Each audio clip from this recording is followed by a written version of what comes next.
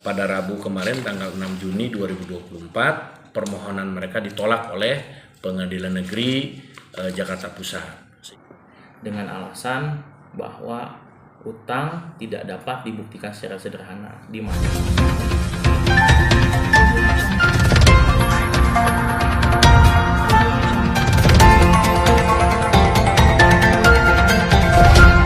perkara PKPU antara pemohon PT SMJ dan PT RAM dengan PT Mukti Sarana Abdi sudah memasuki agenda pembacaan putusan di Pengadilan Negeri Niaga Jakarta Pusat.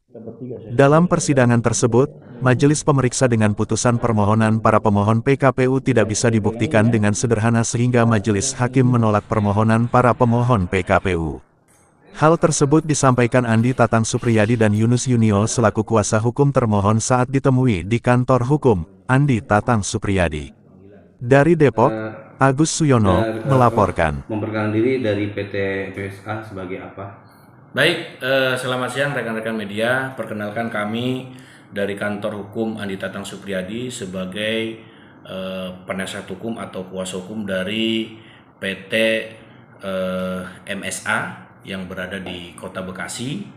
Dalam hal ini kami akan menyampaikan berkaitan dengan dinamika persidangan yang diajukan permohonannya di Pengadilan Niaga Jakarta Pusat. Di sidang gugatan PKPU di PN Jakarta Pusat seperti apa di Bang terhadap PT MSA? ya, hasil persidangan perkara nomor 96 PDTsus PKPU di Pengadilan Niaga Jakarta Pusat, di mana kami sebagai termohon dari PT MSA yang dimohon, adapun permohonan ini diajukan oleh PT SMJ dan PT RAM sebagai para pemohon PKPU. Hasil dari putusan tanggal 6 Juni 2024 Rabu kemarin, permohonan PKPU yang diajukan oleh para pemohon itu ditolak dengan alasan bahwa utang tidak dapat dibuktikan secara sederhana, di mana pembuktian secara sederhana dalam permohonan PKPU itu menjadi suatu hal yang mutlak karena syarat-syarat dalam undang-undang PKPU itu utang harus dibuktikan secara sederhana, sedangkan dalam proses persidangannya para pemohon tidak bisa membuktikan itu.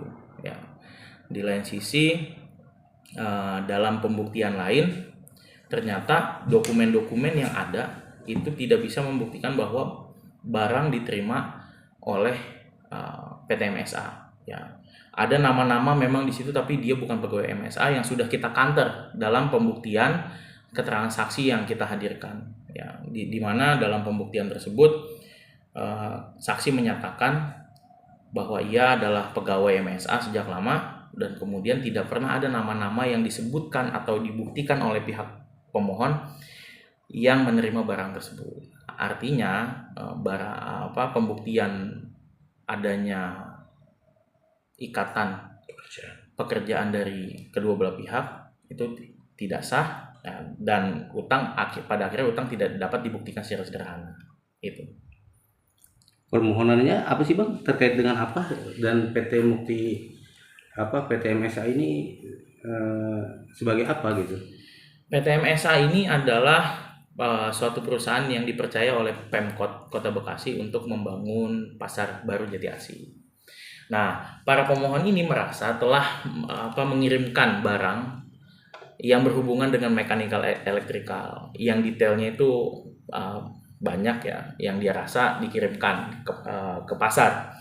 Tapi pada faktanya tidak ada seorang pun dari PT MSA yang menerima dan mengetahui adanya pengiriman tersebut, karena di lain sisi ada oknum lain yang menyalahgunakan kop surat dari PT MSA mengatasnamakan MSA, padahal yang bertanda tangan itu bukan orang-orang dari MSA. Itu yang poin penting dari perkara ini sebetulnya, sehingga menurut kami sejak awal perkara ini tidak bisa diajukan dalam proses PKPU karena pembuktiannya akan sangat rumit gitu.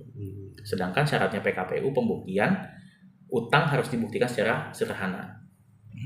Dan itu nggak terbukti ya? Tidak terbukti. Kalau besarnya berapa sih Bang yang diajukan itu dari pihak pemohon 1 dan pemohon 2? Kurang lebih kurang lebihnya ya. Kurang lebihnya itu ada sekitar 1,5 miliar kurang lebih 1,6. Dua-duanya? Iya, dua-duanya. 1,6. Tapi sebenarnya dari PT MSA sendiri gimana menyikapi dari pemohon ini?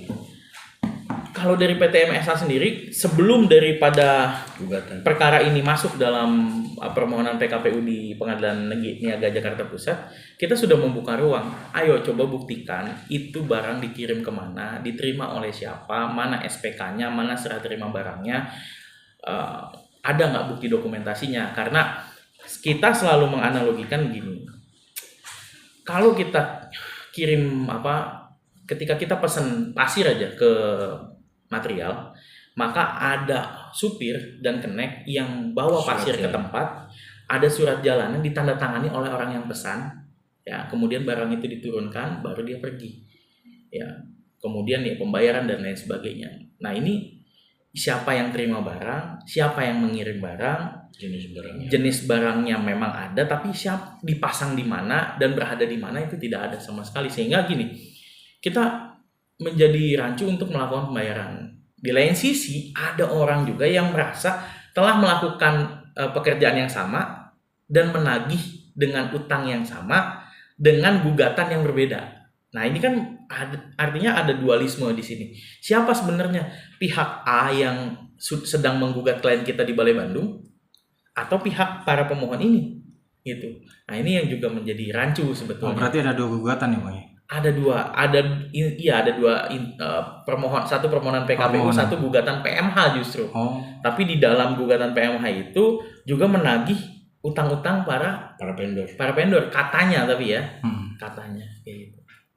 Tapi sebenarnya dua gugatan itu dua permohonan itu ditolak, Bang? Untuk gugatan Balai Bandung saat ini masih berjalan. Prosesnya agenda selanjutnya kesimpulan baru dengan putusan. Gitu. Jadi yang satu Balai Bandung belum ada putusan.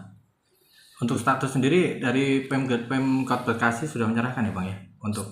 Ya, kalau dari Pemkot Bekasi sudah memberikan hak pengelolaan kepada klien kami. Karena dengan sudah dilaksanakannya pembangunan dan lain sebagainya dengan beberapa persyaratan gitu ya. Intinya sekarang klien kami PT MSA sudah melakukan pengelolaan gitu. Ya, pada prinsipnya begini ya, klien kami dari PT MSA itu sudah membuka ruang komunikasi, ruang mediasi terhadap rekan-rekan yang mengaku sebagai vendor. Ya, sudah ada 2 atau 3 kali pertemuan. Di dalam pertemuan itu kami sebagai kuasa hukum juga meminta kepada para vendor ya, atau kepada perorangan untuk bisa membuktikan berkaitan dengan SPK yang diberikan oleh PT MSA terhadap mereka, serta bukti-bukti pengiriman barang serta serah terima barang. Namun dalam pertemuan itu dari pihak mereka tidak bisa memberikan dan tidak bisa membuktikan terhadap kami, sehingga kami ada kekhawatiran berkaitan dengan pembayaran. Apabila nanti kami bayar tiba-tiba ada yang mengklaim lagi, ya kan? Nah, sehingga kami sampaikan kami akan melakukan pembayaran berdasarkan dengan bukti-bukti. Namun pada prosesnya mereka memilih ya 2 PT ini, mereka memilih mengajukan permohonan PKPU di Pengadilan Negeri Jakarta Pusat. Namun dalam perkara tersebut ya pada Rabu kemarin tanggal 6 Juni 2024 permohonan mereka ditolak oleh Pengadilan Negeri Jakarta Pusat. Sehingga saat ini kami ya tinggal menjalankan putusan dari Pengadilan Negeri Jakarta Pusat, ya kan? Karena kami mau menyelesaikan, tapi di lain sisi juga ada oknum yang mengaku juga sebagai pelaksana pekerjaan yang saat ini juga melakukan gugatan di Pengadilan Balai Bandung, ya. Gugatannya sama, gugatan tentang malah PMH di sana ya. Tetapi di dalam gugatannya oknum tersebut memasukkan nama-nama atau mengklaim bahwa vendor-vendor juga termasuk di dalam gugatannya. Jadi ini ada 2 ya, di Balai Bandung gugatan juga termasuk menggugat tentang pembayaran kepada vendor. Di lain sisi vendor-vendor gugat juga di permohonan di PKPU Pengadilan Negeri Jakarta Pusat. Namun yang Jakarta Pusat sudah selesai ya, karena sudah diputus bahwa gugatannya mereka ditolak. Nah, untuk di Balai Bandung Saat ini kita sedang menyiapkan tentang kesimpulan. Nah, setelah kesimpulan baru ada putusan. Jadi kurang lebih sekitar 2 kali persidangan lagi yang di Balai Bandung juga akan ada kepastian hukum berkaitan dengan klien kami yaitu PT MSA. Gitu. Oke.